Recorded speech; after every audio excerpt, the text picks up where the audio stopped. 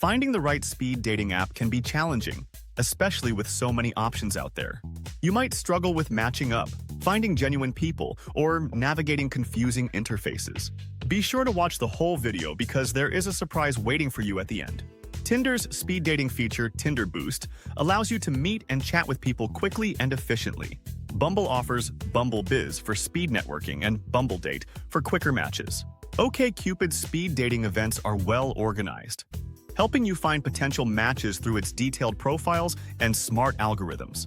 Hinge's Hinge Dates feature focuses on setting up quick dates with matches. Match.com offers virtual speed dating events that let you meet multiple singles in one session.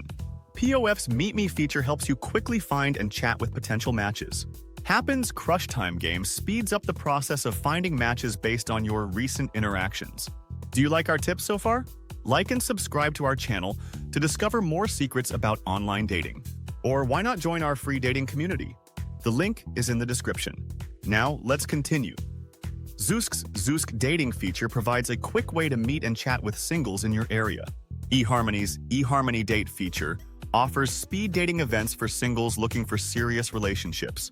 Eventbrite hosts various speed dating events, both virtual and in person, around the world.